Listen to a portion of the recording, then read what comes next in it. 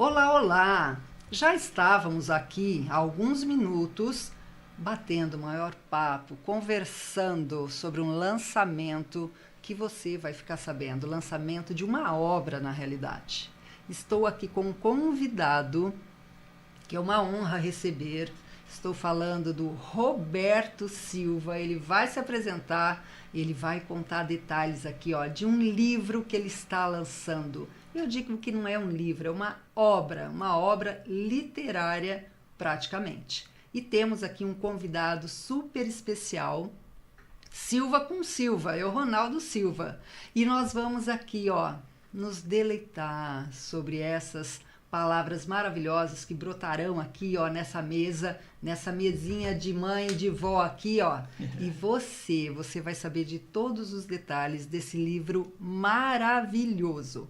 Roberto, que prazer recebê-lo aqui mais uma vez. Muito obrigado, Ronaldo. É uma honra, não é, alegria. Ronaldo? Sem Muito bom. Eu estou muito feliz de estar aqui. Obrigado pelo espaço, da gente falar aí da criança que está nascendo. Da criança que está nascendo. Gente, chama-se Memórias Ocidentais. No dia 29 de agosto, por agora, nós vamos ter um lançamento lá no Golden Park desse escritor, empresário, apresentador, grande amigo, não só meu, mas aqui, ó, Ronaldão, amizade de mais de 10 anos. Aqui coladinho com ele, você vai saber o porquê que o Ronaldo está aqui.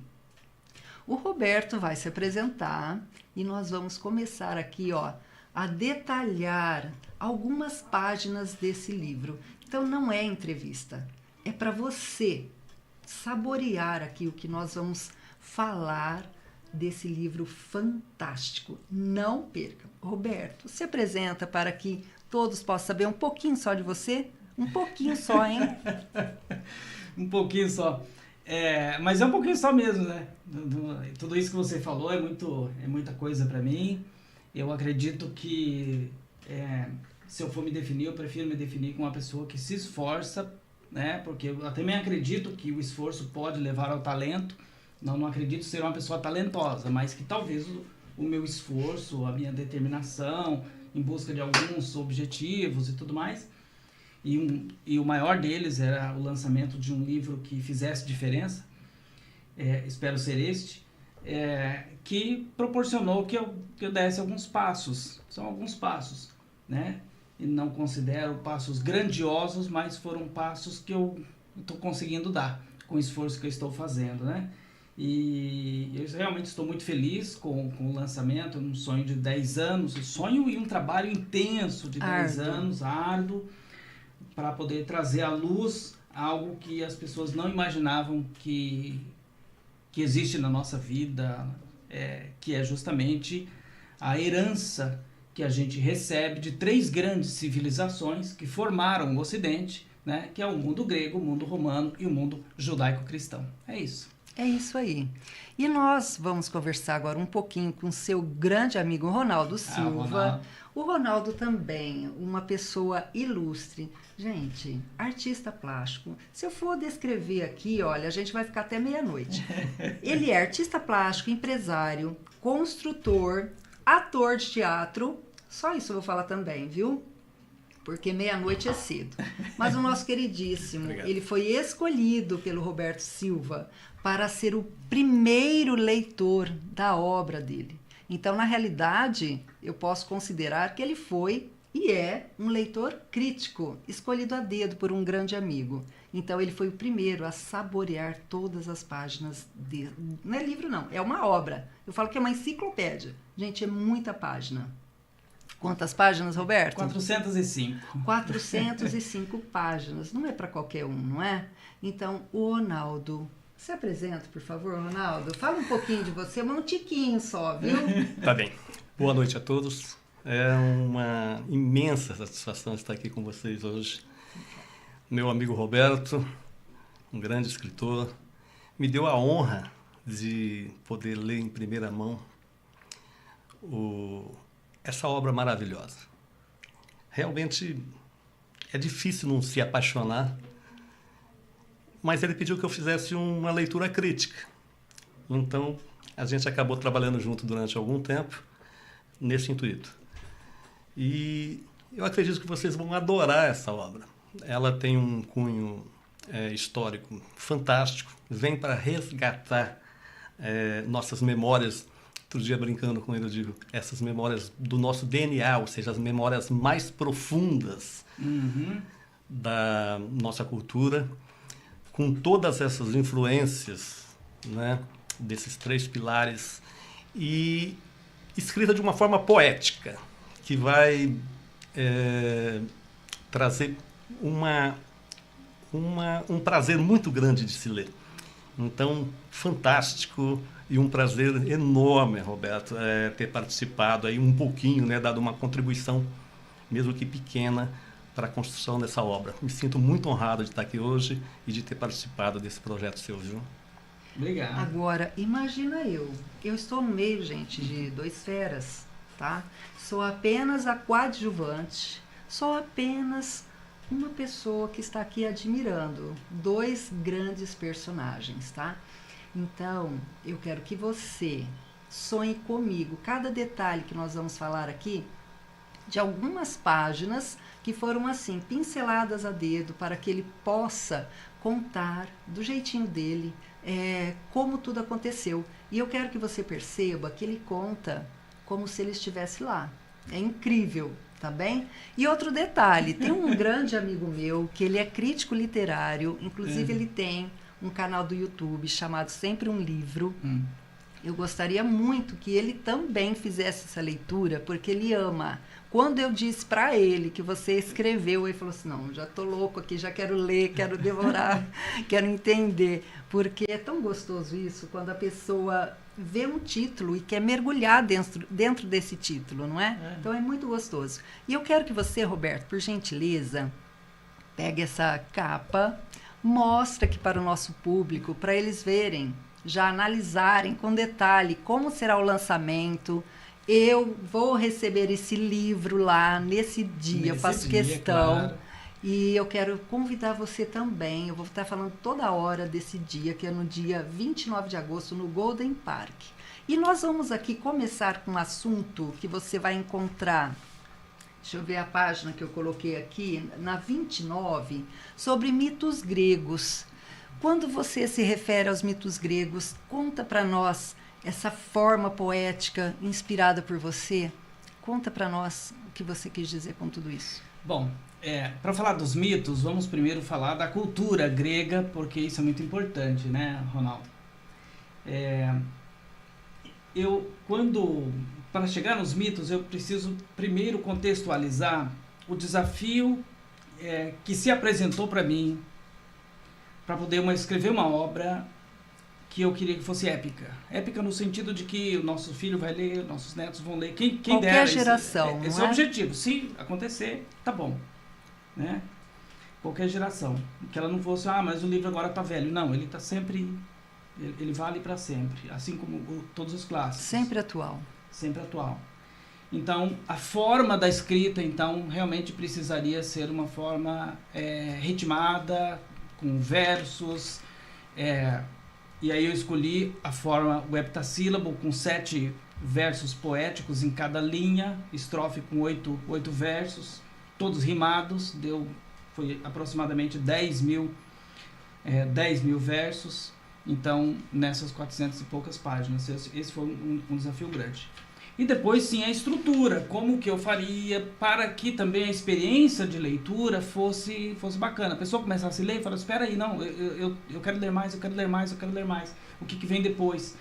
Eu queria essa experiência, por quê? Porque eu sei que nós brasileiros somos muito pragmáticos, nós somos auditivos demais, por isso que a gente lê pouco. Não é um defeito do brasileiro, não é uma característica, um povo auditivo, um povo cantante, é um povo pragmático, é um povo... Nós estamos num país que o sol reina, então quando o sol reina as pessoas se movimentam mais, elas não ficam tão reclusas, então por isso também a leitura... Então é lógico que na Islândia, onde é tudo mais frio, você fica dentro de casa, mais quietinho, sim, você vai ler mais, é normal. Então existe todo esse contexto e eu queria que a obra atingisse esse objetivo de realmente demonstrar qual a nossa origem maior, de onde a gente vem, né? Por que eu ajo como ajo, creio no que creio, penso no que penso, né? E aí eu vou chegar nos mitos, mas antes eu narro uma experiência que minha esposa narrou para mim, de um amigo que foi para Roma, e lá esse amigo estava pasmo diante da escultura de Pietà, que o Ronaldo já teve a alegria de estar diante dela.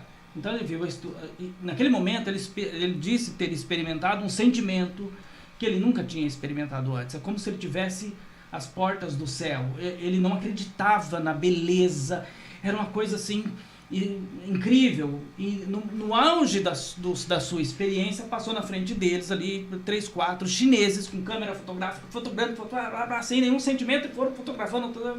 Ele olhou aquilo e não acreditou. Parou. Isso é uma ofensa. Ele pensava, isso é uma ofensa. Como é que não sente o que eu estou sentindo? É isso que esse livro traz. É só um ocidental pode sentir diante da beleza. E aí, a noção de estética, de beleza, de equilíbrio das formas, nós devemos aos gregos. Os gregos desenvolveram um senso de estética do qual a gente, até hoje, a gente é afetado, né, por elas. Por isso, eu venho, então, fazer um resgate de como se desenvolveu isso na Grécia. E passa por 2 momentos. O momento do imaginário, que é o momento da mitologia, e depois o momento da razão, que é o momento da filosofia. Uma coisa levou a outra. Só foi possível a filosofia nascer na Grécia porque o espírito grego já havia sido alimentado pelos mitos, porque o mito grego é de uma sofisticação muito grande. Você vai ler ali a história de Narciso 1, 2, 3, 4 vezes, vai sempre aprender alguma coisa, ou a história do Minotauro, ou a história de Midas, ou a de Medusa, ou de qualquer outro, e você vai estar aprendendo sempre muita coisa, além de ser uma leitura, uma literatura que te enche de alegria e tudo mais. Então, tem essa contribuição grega com toda a questão da filosofia, da mitologia, da sua contribuição, inclusive, para com o cristianismo e tudo mais. Aí você tem depois toda a formação de Roma, os mitos romanos, tem muito a ver com os gregos também, e a formação também do mundo do Deus único, que começa ali com Abraão, com os hebreus, e depois, sim, desdobra para o cristianismo e aí chega até nós. Então, esse contexto todo que está aqui, narrado, é uma epopeia do Ocidente. Da mesma forma que a Ilíada é uma epopeia dos gregos tentando tomar Troia, da mesma forma que a Eneida é uma epopeia da volta de Enéas de Troia para poder fundar Itália, para poder criar ali a Itália e tudo mais. Da mesma forma que, lógico, eu digo isso com humildade, tá? Não é querendo me comparar com esses grandes, não. Da mesma forma que Camões, ele procurou ali mostrar a epopeia, né, de Vasco da Gama, numa grande navegação, eu procurei aqui contar já uma história um pouco mais ampla, né, uma epopeia do Ocidente. E a gente tem no nosso DNA, na nossa memória, que faz com que a gente haja como a gente age, a gente sente o que a gente sente, porque a gente herda dessas 3 grandes civilizações, esse grande patrimônio de ser herdeiro, então, dessas 3 grandes culturas. Esse é o resumo para que a gente possa falar assim, agora dá para falar dos mitos. Eu senti a necessidade de fazer esse balanço. E aí, Roberto, vem a pergunta. Sim. Depois Ronaldo, depois dessa pergunta toda aqui, ó, que está aqui, tem 1 milhão de perguntas, aí vem a questão. Depois desse resumo, o que levou você a escrever esse livro e por que a mitologia grega é tão forte no seu dia a dia? Porque eu percebo que é no seu dia a dia. O que te inspirou na realidade? O Ronaldo ia fazer alguma colocação a respeito da minha fala, porque aí eu já respondo também. Sim, veja bem, eu gostaria, diante do exposto, de saber se a gente pode encontrar as respostas para uma pergunta clássica de todo ser humano. De onde viemos, quem nós realmente somos. E para onde iremos? Então, Temos aí pelo menos um trecho dessa história. Eu estou curiosa. Seria um atrevimento responder definitivamente para a maior pergunta da humanidade, não vou me atrever a isso, mas acredito que lança bases para que a gente possa investigar mais a partir das bases que o livro já lança. Então a pessoa vai falar assim, a partir daqui agora eu quero ler tal, a partir daqui eu quero ler sobre esse momento. E acredito que muitas pessoas poderão encontrar uma vida intelectual, uma vida de leitura mais frequente depois dessa obra. Já seria para mim, pelo menos um trecho da história fica esclarecido, né? Fica esclarecido, pelo menos uma etapa brilhante da história, porque eu acho que não há nada mais mágico do que a formação do Ocidente. Isso é um patrimônio, assim, incalculável quanto vale esse patrimônio, a gente realmente ter sido formado por essas três grandes civilizações. Bom, mas aí você fala que os mitos gregos fazem parte da minha vida, do meu discurso, e não tem como não ser, não tem como não ser. A minha filha do meio chama-se Helena, em homenagem a Helena de Troia, Helena né? de Troia. Helena de Troia. Então, tudo realmente é muito mágico, porque o aprendizado que a gente obtém, você desenvolve uma coisa que eu gosto de chamar de o imaginário. Os mitos gregos, a leitura e a busca de compreender o significado das lições dos mitos gregos permitem que a gente desenvolva, não é um desenvolvimento intelectual, não é isso, eu acredito que ser um desenvolvimento do imaginário que permite que a gente consiga ser mais curioso, que permita que a gente consiga ter uma mente mais aberta, que permita que a gente tenha uma luz melhor para verdades, né? E se você considerar que no mito grego havia uns deuses no Olimpo, aquilo eu acredito ser também serve de preparação para a nossa crença, né? No paraíso, na crença no mundo de Deus e dos anjos e tudo mais. Então, no mundo espiritual, eu acho que ali também houve uma preparação. Então, sem isso também, eu não sei se só o mundo a realidade hebraica seria suficiente, né? O livro apresenta que isso atuou em conjunto, tá?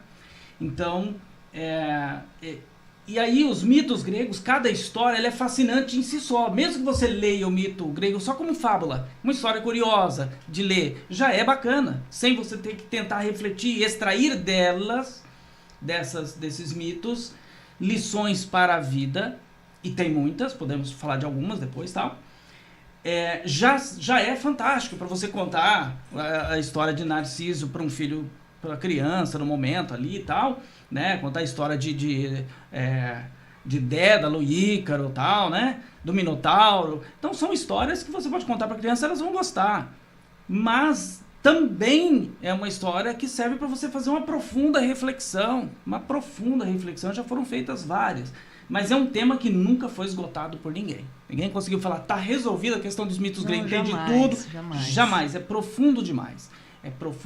Eu acredito que na história humana nada foi alcançado com tal profundidade do imaginário humano como o momento dos mitos gregos. Como surgiu, como apareceu, como se desenvolveu naqueles povos.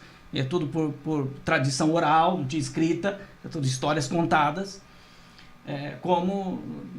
Há muitas conjecturas, mas a minha convicção é que foi o auge do imaginário humano, né? A gente herdar tudo isso e até hoje a gente ficar fascinado por qualquer mito grego, é fascinante. Imagine vocês 10 mil poesias dentro desse livro, contando toda essa história. Que coisa mais fascinante, né? Eu gostaria de fazer uma pergunta. Um filósofo, estamos saindo aí da mitologia para a filosofia grega, que tem uma influência medonha na nossa cultura. Gostaria de saber um filósofo que você citasse, menos o Arquimedes, que a gente já sabe da sua preferência. É o segundo filho, tá, pessoal? Arquimedes. Um filósofo que você gostaria de citar, que é seu filósofo favorito. Olha, Platão realmente é o meu filósofo favorito. Eu poderia dizer Sócrates, porque como ser humano, como atitude, como comportamento, acho que ela é singular, né? Mas quem trouxe Sócrates para que a gente o conhecesse foi Platão, porque Sócrates não escreveu nenhuma obra. Sócrates, ele era interessante porque um amigo de Sócrates chamado Querofonte, ele foi perguntar para o oráculo quem era o homem mais sábio, né? E eu vou chegar em Platão. E aí o oráculo disse, olha, o homem mais sábio é Sócrates. E ele foi correndo, falou, nossa, eu vou contar para Sócrates. Chegou lá, Sócrates falou assim, eu? Como Não que eu sou posso eu. ser o mais sábio? Não, mas espera aí. Aí ele ficava pensando, mas o oráculo não mente. Mas eu não sou mais sábio. Mas o oráculo não mente. Ele ficou intrigado. Humildezinho, né? E aí ele saiu às ruas. Ele falou assim, Fascinante isso. eu vou perguntar para as pessoas. Eu vou descobrir se há alguma coisa errada. Ele ficou muito inquieto. E aí eu vou em tal pessoa que diz que sabe tal coisa. Ele perguntava, até ele provar para aquela pessoa que ela não sabia o que sabia, o que afirmava que sabia. E aí a pessoa perguntava, então eu o quê? Eu falei, eu não disse que sabia, Só sei você que que não disse sei. que sabia. E aí perguntava para outro. E aí ele foi descobrindo, através dessas indagações, na procura de saber se o oráculo estava certo ou não, que a sabedoria que o oráculo dizia que ele teria se dava justamente pelo fato dele conhecer o tamanho da sua ignorância, que era muito grande. Este é o método socrático? É, o método socrático de Socrático. perguntar para eliminar as falsas verdades, para que talvez consigamos chegar na verdade. Então, à luz. ele descobriu que a sabedoria dele se dava porque ele conhecia uma coisa maior que todos conheciam. Eu conheço uma coisa que é muito grande e vocês não conhecem. É a minha ignorância. Vocês não conhecem a própria. Eu conheço a minha e ela é muito grande, então por isso eu sou o mais sábio porque eu conheço uma muito grande. Muito bem.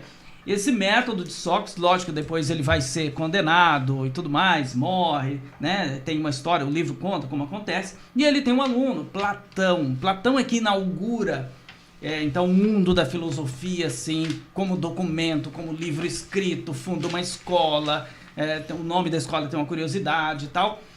E ele nos faz saber sobre Sócrates. Ele conta toda a história, como Sócrates filosofava e tudo que ele aprendeu, e depois o que ele desenvolveu. E a gente deve a Platão essa concepção de mundo dual. Quando você fala de corpo e alma, quando você fala de belo e feio, quando você fala de mundo do céu, mundo da terra, então, Platão que inaugura esse dualismo, né? O cristianismo desenvolve isso muito bem com a questão da fé no mundo eterno e tudo mais, mas Platão já filosoficamente, racionalmente, é lógico que para o cristianismo a questão é a fé, né? E para o grego a questão era a razão, né? Então a razão tem os seus limites que a fé rompe, mas Platão inaugura pela primeira vez essa concepção de dualidade do mundo eterno, do mundo permanente, do mundo perfeito, que é o mundo das ideias, dizendo que o mundo físico, o mundo das aparências é como se fosse uma sombra das ideias, que elas não são permanentes e não têm valor, e o grande valor está no mundo das ideias, mundo dos conceitos.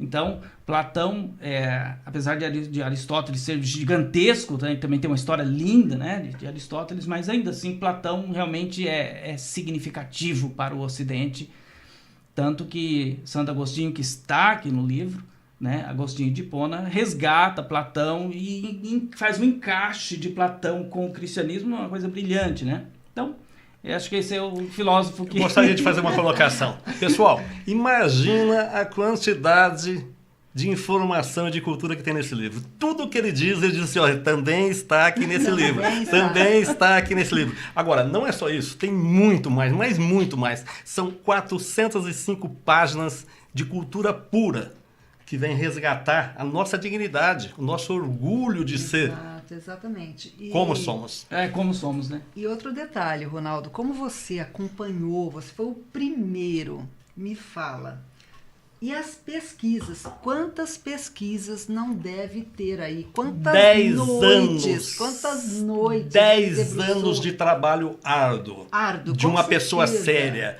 Porque tem gente que diz que trabalha. Tem outros que trabalham de verdade. Eu sou um trabalhador, um operário. Eu coloco a mão na obra. Coloca a mão na Roberto, massa, né, Ronaldo? isso, Roberto é testemunha disso. E eu sou testemunha maior da obra e do trabalho do Roberto. É um indivíduo que acorda às 4 da manhã para pesquisar, verdade. lê em grego, em latim e pesquisa tudo com uma profundidade, com uma seriedade incrível. Então, um respeito medonho. É um trabalho de 10 anos de pesquisa séria. Fantástico. certeza Eu acho que disso. todos merecem ler esse livro. E olha, Ronaldo, você falou tudo, todos merecem. Tanto é que a todo momento eu vou falar desse livro, Memórias Ocidentais. Dia 29 de agosto, que horas, Roberto? 19 horas. Às Golden 19 horas. Todos nós estaremos lá no Golden Park. Eu já tenho o meu. Comprei antecipadamente. E eu também. Park. Ronaldo também. Ronaldo também. Por quê, gente? Eu não quero perder, eu não sou boba. Eu não quero perder essa obra. E outra coisa, o meu crítico literário, ele vai ler. E com certeza ele vai fazer chamada oral depois de mim, tá? Então, eu sou obrigada a ler. Olha essa capa. E vamos falar em capa, E Ronaldo? de quem é o... Não, veja bem, Ah. tem uma coisa importantíssima. De quem é o prefácio desse livro? Diga aí, De Roberto. quem? Fala, De quem, Roberto. Roberto? De Fala, quem? Roberto. Ó, gente, é Ronaldo, Roberto, e os dois são Silva. Imagina E a R. confusão, Silva, né? é De tudo R. Vou De falar R. de R para pra R. R, isso. Vamos lá, Roberto, conta isso para nós. Esse Para prefácio. falar sobre o prefácio, podemos falar antes sobre como que o livro finaliza, né? Porque o último verso do livro, né? A última Sim. estrofe do livro é a chegada dos portugueses aqui no Brasil, né? Nossa, agora é nós. E aí,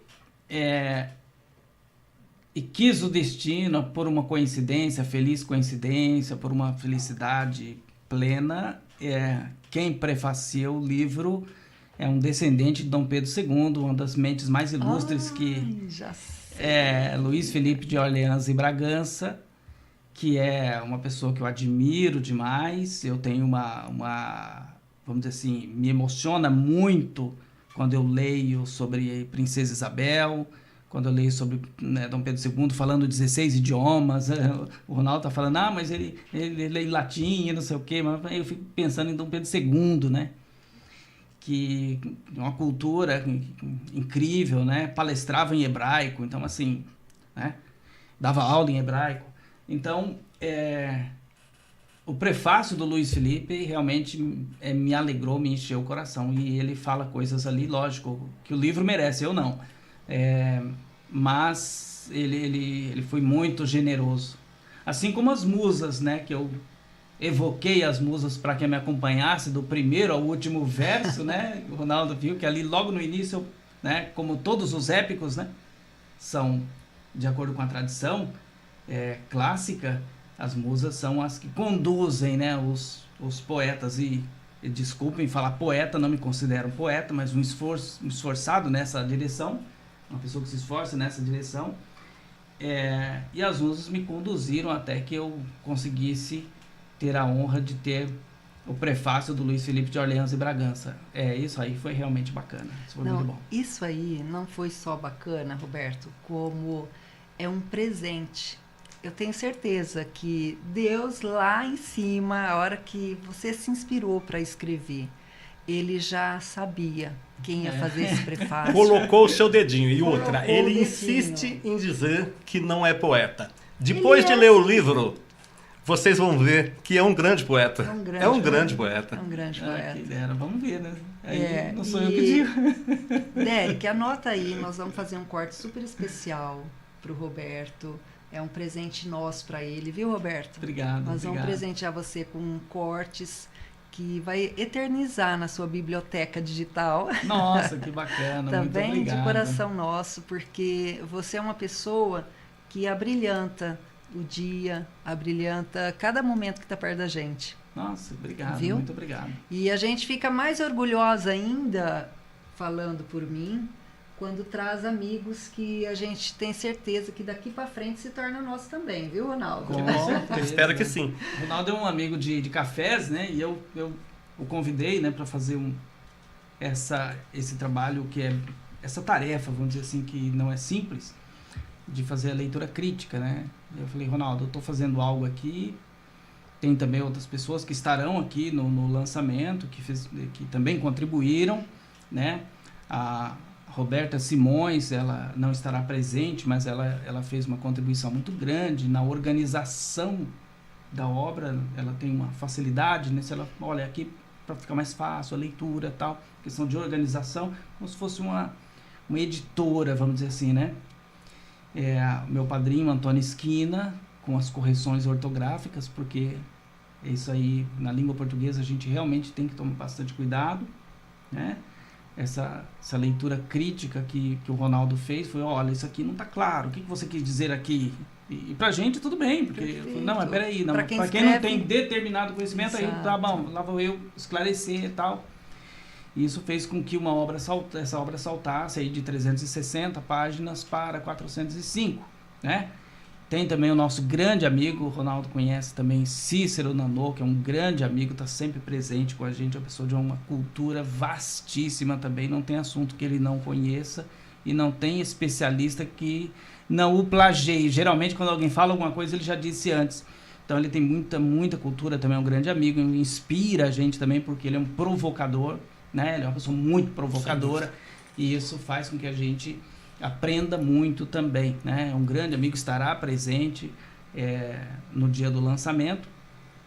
E aí a gente passa, como você disse, né? A gente passa da mitologia para a filosofia, e todos esses três, o livro é dividido em 2 cantos, o canto 1 e canto 2, né? Geralmente as obras com essa estrutura, a estrutura dela é de cantos. Então, no canto 1, a gente narra a formação dessas três civilizações, tanto a grega, quanto a romana e a civilização judaica. E elas se encontram no início do canto 2, e ali sim, o que avança, o que encaminha é o cristianismo em paralelo com Roma. Mas Roma caiu em 476, mas aí o cristianismo... E Roma combateu o cristianismo, né? E o cristianismo, humildemente, perdoando, com orações, com o joelho no chão, e os mártires morrendo, cada um que morria nascia mais 10, né? O sangue dos mártires é semente de novos cristãos. Foi uma frase da época, de Tertuliano. E aí sim, o cristianismo é que reina durante toda a Idade Média, né? E ali, 1500 e pouco, você já tem todo... né? Portugal já totalmente já desenvolvido, 1492 e tudo mais. Então tem toda uma trajetória, um arco nesse, né? Até para a gente ter uma visão da obra como um todo, um arco que vem até as margens aqui do Brasil, até a chegada aí das caravelas no Brasil.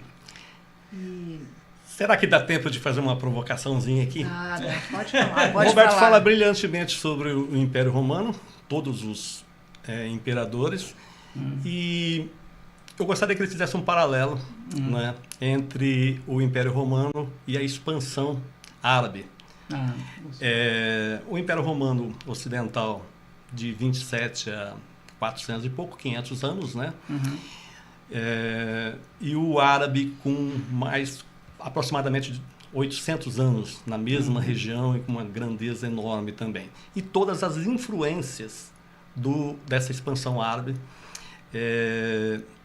principalmente na Península Ibérica. Palavras hoje muito utilizadas no português, né, de origem árabe, e que eu acho que seria importante a gente citar aí para complementar todo esse processo. Gostaria que você citasse algumas palavras de origem árabe que a gente utiliza hoje bastante e que muita gente nem sabe que tem essa origem. Não sabe. Assim como a gente fala grego, fala latim, também não sabe que está falando grego ou latim, né? Então, aí eu acho que compõe também as nossas memórias ocidentais, né? Nossas Junta para memórias. formar o conjunto dessa cultura toda. Você poderia falar sobre isso? Fazer uma comparação entre os dois impérios? Claro, mas assim, eu gosto de contextualizar, então Sim. eu vou só contextualizar para que a gente chegue todo mundo junto, né? Com quem está assistindo, todo mundo junto chegue aí nessa questão das palavras e tudo mais. Muito bem. Depois da queda do Império Romano, então a gente tem um período que a gente convencionou chamar de Era Medieval ou Cristandade, um período em que, né, era a igreja que era grande comandante junto com as monarquias do Ocidente. Então, você tem um período da expansão da cristandade. Aos poucos, então, o cristianismo vai avançando na direção, convertendo bárbaros, os bárbaros que então invadiram Roma por vários motivos. Os motivos estão todos citados no livro. Os motivos, É só ler a obra. Então, e aí quando em 622, na Península Arábica, né, numa das cidades ali na Península Arábica, então uma pessoa ali diz ter tido, Maomé afirma que teve uma revelação também do anjo Gabriel, que ele seria um profeta, né, o novo profeta. E ele então traz a nova fé, no Deus único também, a fé muçulmana.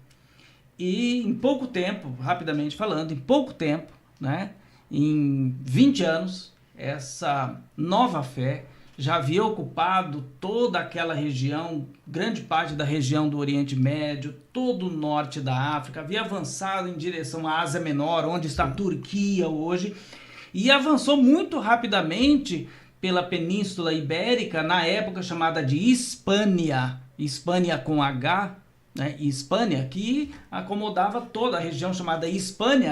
Parece que foram 3 anos, não é isso? Em 3 anos tomaram quase toda a região. Muito pouco tempo. Só sobrou um cantinho no norte, uma região muito montanhosa chamada de Astúrias. Antes dos Pirineus, separava a península da Europa, né? Era uma barreira natural. Mas as Astúrias, onde foram refugiados, um refúgio cristão, né? Imagina, em 622, Maomé tem a revelação. Em 632, a tomada quase completa já. Tomada quase completa. 711 já tinham tomado tudo. 732, né? De 722 para 732 já haviam... 711 já haviam tomado quase... Então eles tinham ocupado grande parte. Muito bem. E depois começa então a retomada. Tem a primeira batalha com Dom Pelaio, essa batalha é a Batalha de Covadonga, né? Historicamente muito bem contada também. Ali aparece a questão da fé e tudo mais. Gostaria de fazer uma parte, desculpa cortar. Claro. 3 anos para a conquista da expansão árabe e 500 anos para a reconquista. Isso para é muito importante citar. Muito 500 anos de luta para reconquistar. Desde a Batalha de Covadonga até 1492, com a conquista do Reino de Granada, lá ao sul, sim, quase no Estreito de Gibraltar. E a partir dali que começam as navegações. Olha aí. Aí a partir dali as navegações, agora sim, já retomamos toda a península. Vamos parar? Não, vamos avançar em direção ao oceano. E aí, por isso que a gente está aqui, né? Por causa desse ímpeto, a reconquista foi o impulso que fez com que eles chegassem até aqui. Muito bem. Então, em todo esse período, como você disse, um período tão amplo de dominação moura ou muçulmana na Península Ibérica, onde hoje estão 800 anos, onde hoje estão Portugal e Espanha, é lógico que deixaria ali muitos traços, né? Inclusive no vocabulário e tudo mais, né?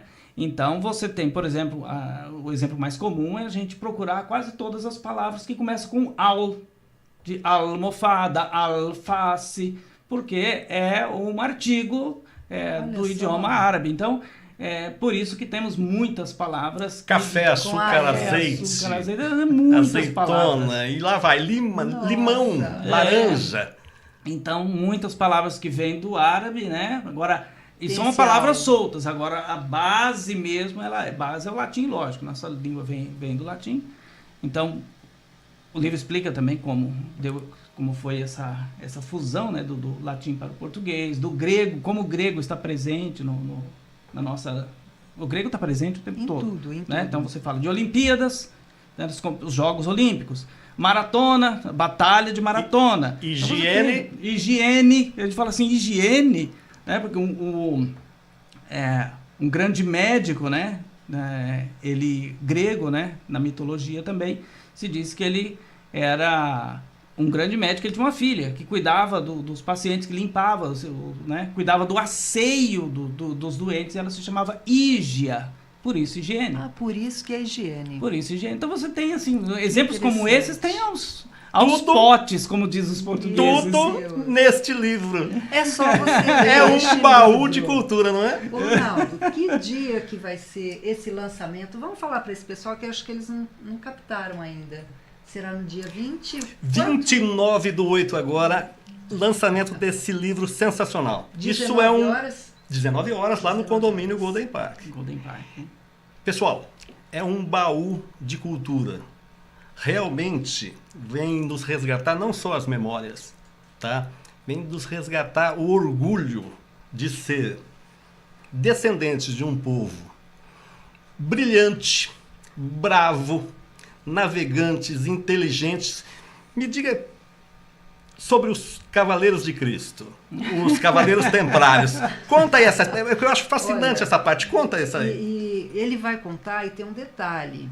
Vocês vão entender também esse entrelaçamento bíblico também, não é? Sim, você sim, conta toda essa história e todo esse entrelaçamento bíblico, contando passagens. Então é riquíssimo, né, Roberto? Sim. Então, respondendo a pergunta dele, depois eu gostaria muito que você contasse nas suas pesquisas também bíblicas o que mais emocionou você no momento que você falou assim, não, aqui, como se você estivesse naquele minuto, naquele tempo.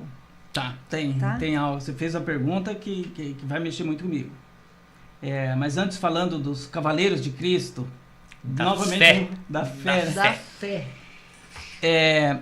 Eu vou contextualizar de novo para ser muito importante. Você fez um questionamento a respeito da expansão muçulmana. Lógico, como eu disse, eles ocuparam ali todo o Oriente Médio, inclusive Jerusalém. Muito rapidamente. Mas haviam os peregrinos da Europa que peregrinavam para Jerusalém.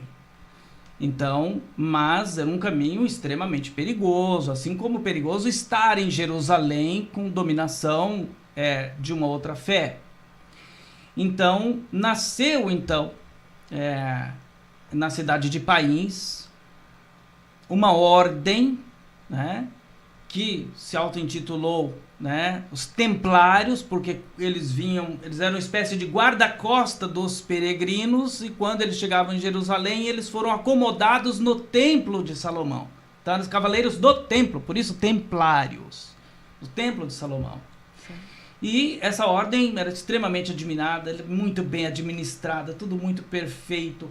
E realmente eles eram monges muito sábios, e eles evoluíram muito, se tornaram uma ordem que se tornou muito próspera, até que, num determinado período, a França estava em guerra com a Inglaterra, e por causa disso a França gastou quase todo o seu tesouro nessa guerra, e o país estava quebrando. Reinava nesse período Felipe o Belo, e ele precisava de dinheiro para poder financiar a continuidade na guerra e repor o tesouro. E sabendo que somente os templários tinham tanto tesouro e tanta riqueza por causa da eficiência da administração, eles criaram até técnicas de administração que são usadas nas empresas. Sistema bancário, porque o peregrino, para não correr risco durante a trajetória, ele pegava um documento, ele deixava o seu bem, ou o seu dinheiro, a sua posse com um templário aqui, pegava um documento e ele sacava a mesma quantia lá em Jerusalém com outro monge templário. Então, com isso, criou o sistema bancário. Câmbio, né? O câmbio, né? O câmbio que em espanhol é trocar, né? O cambiar é trocar. Muito bem. Então, Felipe o Belo, ele praticamente consegue saquear o tesouro, né? Tem detalhes sobre isso, mas está no livro. Ele consegue saquear o tesouro e consegue, inclusive, extinguir a ordem, né? Ele consegue ele conseguiu substituir o Papa. E matou muita gente. E aí ele, numa sexta-feira 13, ele consegue, então, matar queimado 500 Cavaleiros Templários. Olha, inclusive o né? grão-mestre Jacques de Molay. Muito bem.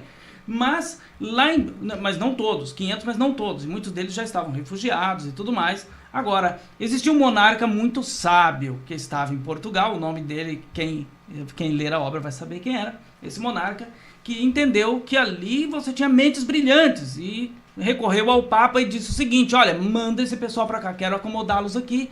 Nós estamos em guerra contra os muçulmanos e eles são grandes guerreiros, eu preciso deles aqui. E aí o Papa diz assim para eles: tudo bem, eu até peço para eles irem, mas muda o nome de Templários para poder, né? Então mudou para Cavaleiros da Ordem de Cristo com a mesma cruz e tudo mais, que não mudou muita coisa, né? Mas esses Templários vieram e com a ajuda dos Templários, com a tecnologia, com a inteligência, com a sabedoria, né? Esses séculos de sabedoria dos Templários é que Portugal faz as suas a grande reconquista e também as navegações. É muito simples da gente perceber. Basta você digitar no Google agora, Google Imagens, né? Uma caravela do descobrimento. Nessa caravela você não verá no pano da caravela, nos panos, não verá um escudo português. Vai ver uma cruz templária. Por quê?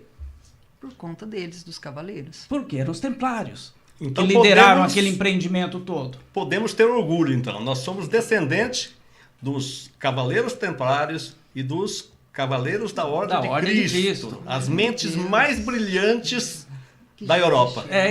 Quem estiver assistindo também aí, se quiser digitar no Google Imagens também, bandeira imperial do Brasil, verá que tem o verde, tem o amarelo, mas aí lá no centro, no lugar daquela do círculo azul com as estrelas, tem outros símbolos, né? Ali está. Então você vai enxergar uma cruz templária bem escondidinha naquele meio. Se você também buscar a bandeira da cidade de São Paulo, né? Você vai ver a cruz templária também. Roberto, então por que aquela velha história que nos cria até um complexo de vira-lata de que fomos colonizados por bandidos, por criminosos, que nós não herdamos isso? Por que não explica, por que não contam isso nas escolas? Por que não faz parte da nossa cultura? Por que não temos esse orgulho? Por que esconde isso, não é? Eu não esqueci da sua pergunta, tá? Sim, mas eu vou responder essa porque tá no tema. Depois eu respondo a sua pergunta porque ela realmente é significativa para mim, né? Qual o momento e qual o tema que mais... Tá, muito bem. Ronaldo, você conhece hoje o nosso Centro-Oeste. Sabe, o nosso Centro-Oeste é um produtor de riquezas. Você sabe que hoje um trator, uma colheitadeira no Centro-Oeste, ela tem ar-condicionado, tem a mais alta tecnologia. Se você fosse um fazendeiro e você tivesse 10 colheitadeiras numa fazenda, você colocaria para pilotar a colheitadeira criminoso, bandido, salteadores? Quem que você colocaria? De forma alguma. Gente capacitada, inteligente, confiável. Isso. Então, uma colheitadeira não é 10% do que era uma caravela na época do descobrimento. Entendi. Tamanha tecnologia, era a fronteira. Se você imaginar uma SpaceX hoje do Elon Musk da vida, o foguete que pousa de ré, é o mesmo nível. E custava uma fortuna também. E custava uma fortuna, vários milhões e milhões.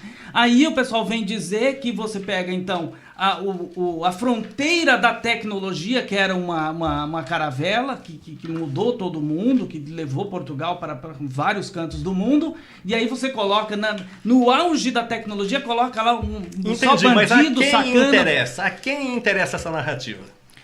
Eu desconfio que a gente sabe que se você analisar melhor o nosso período imperial aqui no Brasil, a gente vai descobrir que foi um período de ouro, período nobre, período de valor. Eu falei que existe Dom Pedro II. Não teve pessoa mais nobre, mais culta. Jardim Botânico, Biblioteca Nacional. Não teve. Banco do Brasil. Você querer destruir a imagem de Dom João VI, que ele é um comedor de frango, que guardava frango no bolso. Meu, isso aí me irrita. Porque como é que uma pessoa, um monarca, eles quase que precisaram de um navio para trazer a quantidade de livros que vieram de Portugal para cá em 1808. Quase foi um navio só para trazer a quantidade de livros. Era a casa real que tinha a maior biblioteca do mundo. E aí vem dizer que Dom João VI era isso e aquilo, Dom Pedro I, que é Dom Pedro IV lá em Portugal, que reinou nos 2 continentes, né? Na Europa e aqui, tem uma história linda também, tudo mais. Ele era um mulherengo, isso é para esculachar. Mas por quê? Eu tenho uma sensação que quando houve um golpe chamado Proclamação da República, ali o pessoal fala assim, gente, como é que a gente vai mudar a princesa Isabel, né, que assinou a Lei Áurea, esse monarca que fala 16 idiomas, essa pessoa ilustre, como é que a gente precisa destruir isso? Então isso é uma grande campanha de mais de século para destruir uma cultura que a gente precisa resgatar. Por isso me orgulha o prefácio de ser Luiz Felipe de Orleans e Bragança, porque isso mexe comigo, esse desdém com os portugueses, falar que a gente era colônia. Não era colônia. Reino de Portugal, Brasil e Algarves. O Brasil sempre foi reino. O Brasil foi reino e império. Nunca foi colônia. Colônia foi um termo criado muito posteriormente. O Brasil nunca foi colônia. O Brasil, naquela época que existia, era Reino de Portugal, Brasil e Algarves. O Brasil era reino. E quando Dom João VI vem para cá por ocasião das guerras napoleônicas, ele transfere o reino para cá, que foi o reino, que foi o império. Mas o Brasil é colônia. Também é outra ofensa também. Então isso não está feito resgate aqui no livro, quem sabe um dia, mas é uma história que precisa ser recontada. Mas nas entrelinhas, você pode ler isso, você vai ver isso. Pode ser, né? Pode ser. E dá para se entender. Fazer o quê? Para entender mais, o que tem que fazer? Tem que comprar um livro, gente. Tem que comprar. Obrigado pela promoção do livro. Agora tem um detalhe, gente. Eu vou ler esse livro, mas ouvir da boca desses 2 grandes leitores, está sabendo o que está falando, porque leu, entendeu a história, tem muita pesquisa, tem muita verdade aqui. E isso que o Roberto falou é muito importante. Então, nós temos que ler e entender essa verdade, porque muita coisa foi inventada também, né, Ronaldo? E tem muito conteúdo. Eu já li 4 vezes e eu acho que eu vou ler mais umas 10 ou 100. Eu estou curiosa. Vai ser meu livro de cabeceira. Estou curiosa aqui, porque, olha, ouço daqui, ouço de lá, é uma delícia a gente ouvir a história. Eu estou me sentindo, sabe aquela criança apaixonada quando o pai... a mãe, o avô, conta a história? Eu estou assim, porque já estou imaginando esse livro na minha mão e entendendo essa importância aqui que o Roberto enfatizou, que muitas verdades estão nesse livro. Então a gente tem que tirar essa falsidade de Brasil Colônia. Isso é uma ofensa, realmente é uma ofensa. E só quem é uma ofensa à nossa tiver memória. Memórias ocidentais na cabeceira da cama vai entender isso. Você está preparado, né? E aí eu vou te responder agora fala a sua nós, questão. Que eu você já senti isso. Você questionou qual momento, qual parte do livro que mexeu muito comigo. E eu sabia que mexeria, porque eu vinha trazendo, então, no primeiro canto, as 3 grandes civilizações, e para avançar para o segundo canto, eu teria que passar por Jesus Cristo. Eu teria que passar por ele. E sabe aquela coisa de você escrever e falar, eu não estou pronto para chegar, porque eu não sou digno nem de falar sobre ele, mas eu vou falar o quê que não foi dito. Esse foi o momento mais difícil. Mais difícil. Eu não sabia realmente o que fazer, pedi humildemente que ele me iluminasse e que me apresentasse o que eu deveria falar. Não foi uma coisa fácil. Essa parte não foi fácil, foi a parte mais demorada. E aí, se foi por como isso veio até mim, não sei, mas aí eu cheguei à conclusão que eu só era digno de narrar os seus milagres. Só. Eu não fiz um comentário, nada. Os seus milagres, a sua crucificação, né, sua ressurreição, e posteriormente o cristianismo como um todo, tudo que aconteceu com o Ocidente. Então esse foi um momento mais difícil, porque cada palavra eu ficava muito preocupado de não estar sendo digno, de estar ofendendo, essa parte é difícil. Porque eu sabia que estava mexendo, vamos dizer assim, com algo o mais absoluto do sagrado, não é fácil. Então foi algo assim, a primeira vez que eu estou dizendo isso, mas realmente não foi fácil. Aí eu só fui digno de narrar sequencialmente todos os seus milagres. Em forma de verso, claro, né? Que é um método do livro e tudo mais. Se depois você quiser escolher um verso para ler, só para a gente saber qual é a forma de verso, seria legal também, né? Eu já estou aqui curiosa, porque quando eu era criança, eu ouvia falar muito no Minotauro. Uhum. Ok? Muito no Minotauro. E eu vejo que aqui, ó, essa poesia, essa forma com que você conta é maravilhosa. Então eu gostaria que você falasse um pouquinho do mito do Minotauro. O mito do Minotauro. Escolheu bem, porque é um dos mitos que eu realmente mais gosto, ele ensina muito, né? E o mito do Minotauro, ele se dá ali numa ilha grega, né? Do mundo grego, do mundo helênico, ilha de Creta, né? Então lá havia um reinante, mas também havia um legislador chamado Minos. Esse legislador queria tomar o poder, ele queria ser reinante. Então ele vai no mar, diante do mar ele faz uma prece para o deus do mar, que é Poseidon, o Netuno dos latinos, deus do mar, Poseidon. Então ele diz o seguinte, olha, quem tem uma relação muito próxima com os deuses fatalmente se torna um monarca. E eu quero herdar esse reino de Creta. Então eu te peço que diante de todos os povos, eu levante as mãos. E quando eu levantar as mãos, saia de dentro do mar um touro muito bonito.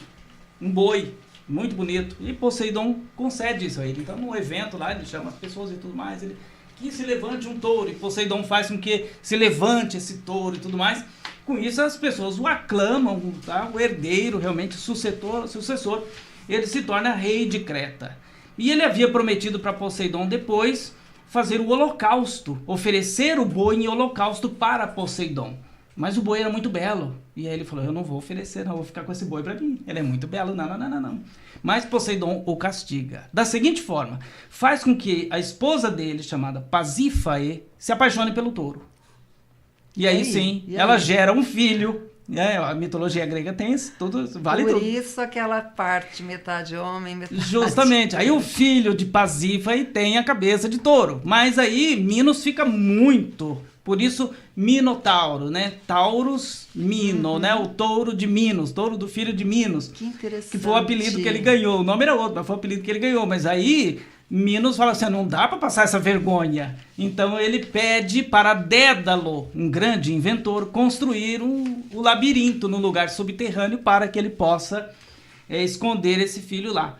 Então, só que esse touro é voraz, ele come gente, né? Então, foi buscar, ele havia, esse rei, ele havia vencido uma guerra contra Atenas e, como castigo, Atenas tinha que mandar jovens para Creta, para poder ser devorado pelo Minotauro. E então vem um jovem chamado Teseu. Teseu é um jovem que vem, mas ele decide que ele vai enfrentar o Minotauro. Quando ele chega na ilha, a filha de Minos, chamada Ariadne, se apaixona por Teseu e diz para ele, eu vou te dar uma dica, né? Eu aprendi com quem inventou o labirinto, que foi Dédalo, que se você amarrar um barbante aqui, você for soltando o barbante, você vai lá, luta contra o Minotauro, mata que você é forte, depois você segue o fio, e daí nasce o fio de Ariadne. Quando a gente fala, não, achei o fio de Ariadne. Ou o fio da meada. Achei o fio da meada e tudo mais, tal. E no fim ele é castigado, né? Dédalo é castigado, porque Minos fala, puxa vida, né? Permitiu que matasse meu filho. Então, Dédalo é colocado de castigo dentro do labirinto com seu filho. Ele tinha um filho chamado Ícaro. E lá, então, porque Dédalo era muito inteligente, muito sábio. Surge outra surgiu outro mito, Outro mito. outra história mitológica, uma liga na outra, porque justamente é lá que ele vai inventar, então, a asa artificial com penas de cera e tudo mais, e ele fala para o filho, ó, não voe muito alto, muito próximo do sol, nem muito baixo para a cera não endurecer. Então tem que ser o caminho do meio, que filosoficamente é interessante, você evitar extremos, né? Melhor o meio, né? O caminho do meio é sempre o mais inteligente. Mas o filho se empolga e voa muito alto e a pena derrete e Ícaro cai. Então, né, e Dédalo continua a sua viagem, mas sem o filho, né? Seu voo, mas sem o filho. Então a história do Minotauro é uma história que dá para filosofar um pouco mais, mas é uma história bacana e interessante, inteligente, mas que é uma ligada à outra, né? A história de Ícaro e Dédalo está muito ligada à história do rei Minos de Creta. É isso. Podemos colocar uma pitada de humor?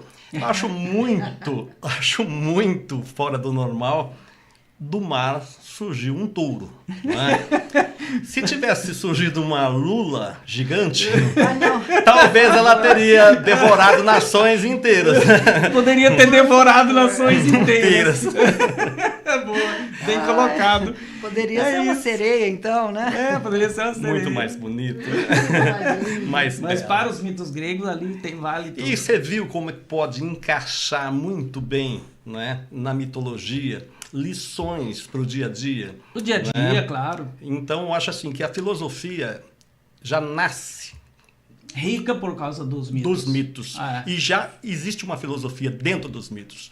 Não é algo escrito por acaso, não. É muito bem elaborado, né? Muito bem elaborado. É um preparo. E a filosofia grega, ainda hoje, é a matriz de toda boa filosofia mundial. Né? Aristóteles é o grande molde de qualquer filósofo. Não dá para, foi o maior pensador. Foi o maior pensador, não tem como tirar isso dele.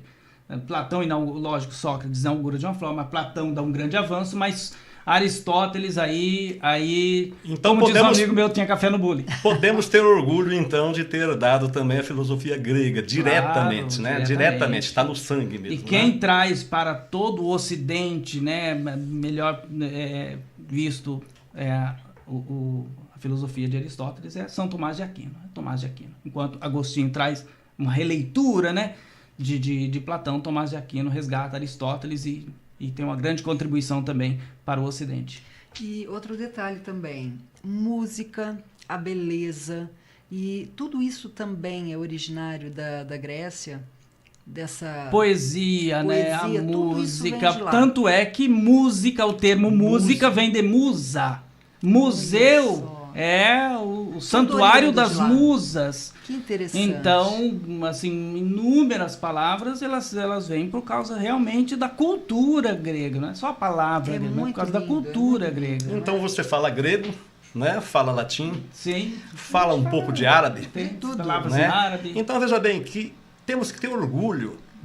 A língua portuguesa, das 4 línguas neolatinas mais faladas do mundo, é a mais rica, a mais bela e a mais poética. A mais poética. E a mais completa. Por que a gente tem vergonha de falar português? Porque achamos que quem fala uma língua diferente é melhor que nós. Justamente. Por que não resgatar? Então, Memórias Ocidentais vem resgatar o orgulho de falar português, vem resgatar o orgulho de ser descendente de um povo bravo, brilhante, inteligente, né? Vem resgatar o orgulho do que nós somos, da nossa cultura. Com essa riqueza toda. E a nossa beleza, né, Ronaldo? A nossa beleza. Não é, Roberto?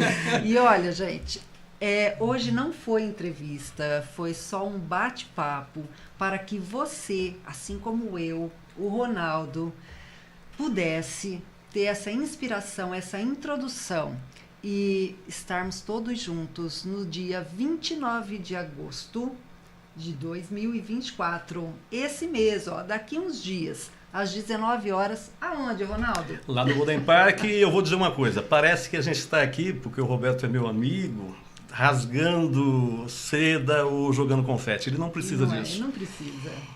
Vocês precisam desse livro, vocês precisam dessa obra, vocês precisam ver a quantidade de cultura que tem nesse livro. Eu tenho certeza que vocês vão se apaixonar. Roberto não precisa de confetes. Essa obra é realmente maravilhosa. Está de parabéns, Roberto. É maravilhosa. Obrigado. E outro detalhe, Roberto, essa nação jovem, essa nação criança, eles têm que ler e interpretar memórias ocidentais, porque aqui tem verdade, aqui tem café no bule, né? Sim, aqui tem fatos, né? Tem Histórico, fatos, tem pesquisa. tem histórias. 10 anos de pesquisa, É muito 10 tempo. mil versos poéticos. Não é em qualquer lugar que você encontra isso, né? Não é em todo lugar. E tem um detalhe, nós estamos aqui, ó, no Conversê, porém, já estamos aqui há um certo tempo. E eu gostaria muito de ficar aí uma semana, um mês, aqui um ano falando sobre esse livro. Porém, o Roberto, antes da gente encerrar, ele vai contar para nós aqui uma disciplina que eu tiro o chapéu para ele, que como que eu digo, as rotinas que ele tem diárias na vida dele, de concentração. Ele tinha que dar aula sobre isso para muita gente. Então, conta um pouquinho para nós dessa disciplina que eu queria colocar um tapete vermelho aqui para você passar, porque que é isso? não é todo mundo que tem essa disciplina, Roberto. Conta para nós, em formato de professor. Fala assim, não, gente, eu faço isso para a gente aprender. Por favor, qual é o seu segredo? Eu não acredito ser um segredo, não. Realmente é um uma segredo. disciplina. É uma disciplina, porque, veja bem, talvez uma pessoa mais apta, mais criativa, ou que teve uma outra história, que aprendeu outras coisas, pudesse fazer o que eu faço de forma mais fácil. Para mim, talvez seja um pouco mais difícil e exija um esforço maior, né? Então, eu levanto aí 4h30, no máximo 5 horas da manhã, e dedico às pesquisas e à leitura e à escrita, agora sim, a novas pesquisas e tudo mais, porque tem toda uma quantidade de informações que eu ainda busco para outros temas, para enriquecer também esse próprio tema também. Mas isso é todos os dias, é sábado, domingo, feriado, chovendo, mesmo. frio, muito todo frio, dia. todo santo dia. Então 2 horas todos os dias de concentração total. Em leitura e estudo, estudando também a língua portuguesa, a gramática portuguesa, que é muito importante, estudando latim, estudando grego e estudando as obras nos finais de semana. Então é um pouco mais, né? Porque aí eu já tenho mais tempo, tal. Final do dia, a depender do dia também, eu consigo também ler um pouco mais e pesquisar e tal. Então, em todo esse período, e aí agora, mesmo que eu não tenha uma atividade, quando dá 4h30 da manhã, já acorda e não tem quem me faça dormir. E outro detalhe. E a necessidade de seguir, porque a sensação de que a gente vai passar por essa vida e não conhecer aquilo que eu gostaria de conhecer é muito forte. Em mim é muito forte. E aí eu sei que isso vai acontecer, eu sei que essa batalha eu vou perder, mas ela é muito forte, eu vou perder, mas não quero perder feio. Não, tá certo. Eu gostaria de acrescentar mais um detalhe. Pode Toda falar, tarde tem falar. café literário. Toda né? tarde tem café literário. Tem a todo- presença do Cícero, um grande amigo, bastante culto, o Ronaldo também. E aonde? E sempre quando Onde a gente acontece tem isso? ali num lugar que a gente apelidou de Ágora, né, Cícero? Veja aí, nós apelidamos de Ágora, porque o Ágora era o local onde os gregos faziam o debate público, Que né, no centro da bacana. cidade. Então nós apelidamos lá, nomeamos, batizamos de Ágora, e ali a gente faz o bate-papo, ali a gente concorda, discorda, na maioria das vezes discorda. Grandes discussões, Que bacana. quase brigas, mas no outro dia estamos juntos lá. E ali E o vocês... cafezinho, sem café E ali nem vocês chance. têm nem o chance. cafezinho, vocês têm uma obra para discutir. Como que surge o assunto? Não, aí nessa conversa? é o que vier. Aí é o que vier. Liberdade e democracia pura. Bacana. Isso, aí é o Pura. que vier para discutir, né? E Não geralmente sempre tem em uma- quantos amigos? Tá 3, 4 amigos, Que 2, legal, às que vezes tá eu e o bacana. Cícero, às vezes eu e o Ronaldo, às vezes o Cícero vai embora e bravo com o Ronaldo. Aí Mas ele continua. estão todos convidados, né? Gostaríamos de aumentar esse número. Se aumentar aqui. esse bom, número de que pessoas bom. lá, pra ter café para todo mundo. Café e alguma coisa para beliscar. Outro dia vai teve ter o pra Patrick, todo. que é o assessor do Luiz Felipe. Assessor do Luiz Felipe deu a honra de estar lá também. Legal, A gente muito almoçou bom. com a gente, depois ficamos batendo papo. Sempre aparece alguém que tá Mas dizendo, toda como é que tarde, vocês estão? Entra toda aqui, tem tarde café. tem discussão, tá, pessoal? Toda no tarde final tem da tarde discussão. tem debate. Aí Nossa, muito só bom. quebra. É isso Aí já encarna o Sócrates, né? O Sócrates. E aí é pergunta em cima de pergunta. Olha, muito bacana. Então, deu para perceber aqui que nós temos uma obra riquíssima, né, com todas as informações, todas as pesquisas dessas memórias ocidentais, que que é a nossa descendência, né? Então, nós nascemos de todas essas informações e a gente nem sabe disso.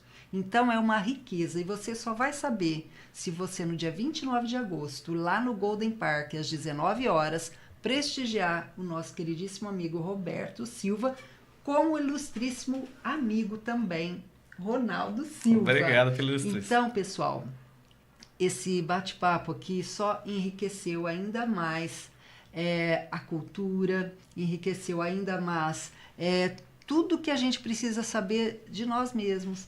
Então, não é isso, Ronaldo? Ainda há esperança. Ainda há esperança. E outro detalhe, todos os pilares que ele disse dessa origem, você vai entender de uma forma poética, porque pelo que eu vi aqui, ó, nas entrelinhas, é muito rico. E nós nem falamos muita coisa. Tem o Velho Testamento em grego, que é uma história fantástica que ele vai contar. Tem a queda de Roma, o Renascimento carolíngio, o latim chegando até o português e muitas outras infinitas Império histórias. Bizantino, todos os imperadores romanos. Todos os imperadores romanos, todo o estado, né? 405 páginas de pura cultura. Então, você não pode perder. Nós Exatamente. vamos ter que encerrar. Aqui não tem café, mas a gente queria um cafezinho. Já está convidado para o nosso café literário. Então, o Roberto, queridíssimo amigo, ele vai encerrar esse bate-papo aqui, convidando você para o lançamento do livro dele, que eu fiz questão de adquirir, porque eu quero na minha cabeceira. Não é, Ronaldo? Sim. E Eu agradecer também. a presença desse grande amigo. São 10 anos de muita pesquisa, de, olha, muito suor e dedicação. Então, aqui, ó, podcast com Vilma Birelli, homenageia esse queridíssimo de estar aqui com a gente, porque o tempo dele é precioso, mas ele reservou pra gente. Então, um presente também para você. Roberto, vamos encerrar? Vamos lá. Eu quero que seja livre e que Deus te abençoe. E vamos falar para esses nossos convidados. Amém, amém. Recebo as bênçãos, sim, que você está me relegando. E, bom, eu encerro agradecendo. Foi um momento alegrador demais, né? Falar sobre cultura é uma paixão para mim. Falar sobre esse universo que eu aprendi a admirar, defender. Se tiver que, sabe, entregar a vida por uma causa como essa, faria com tranquilidade. Porque é algo grandioso demais e o que depender de mim para que as pessoas saibam quanto é grandioso e quanto a gente tem que realmente orgulhar muito das nossas raízes, das 3 grandes raízes, né? E quem entrega tudo de bandeja para a gente é Portugal, e isso é a parte mágica. E convido a fazer parte do lançamento no dia 29, vou deixar um número aqui de WhatsApp para que a pessoa possa... reservar a sua presença para que lá é o condomínio, então, para a pessoa ter acesso e tal, né? Então é só chamar no 17 9 8131 1393, 17 9 8131 1393. Chama que a gente vai explicar como funciona, tudo certinho, dar os nomes para que a pessoa possa estar lá nos prestigiando e conversando com os nossos amigos. Isso é um encontro de muita gente boa, um encontro de muita gente brilhante. Eu venho amigos aí, somei hoje de 14 cidades diferentes, pessoas que eu não vejo há mais de 10 anos e estarão ali vivendo esse momento bacana. Então eu acho que vai ser um dia bacana, vai ser um dia inesquecível. Com certeza. Tá bom. E Ronaldo? Gostaria de agradecer aqui a oportunidade, o convite do Roberto e dizer que é uma satisfação poder caminhar ao seu lado nessa vida. Viu? Realmente eu fico emocionado em dizer isso. E que vai ser um prazer estar lá no dia 29/8, no lançamento desse grande livro. Não percam. Que bom. É isso aí, gente. 29 de agosto, 19 horas, Golden Park. Eu estarei lá com Roberto e Ronaldo Silva. Tudo de bom? Vamos nos dar as mãos, porque somos irmãos, temos a mesma descendência. E olha, memórias ocidentais para nossa vida. Isso, verdade, né? Que não esqueçamos nunca de nossas memórias, né? É isso aí. Tudo de bom e até lá. Até lá. Até mais.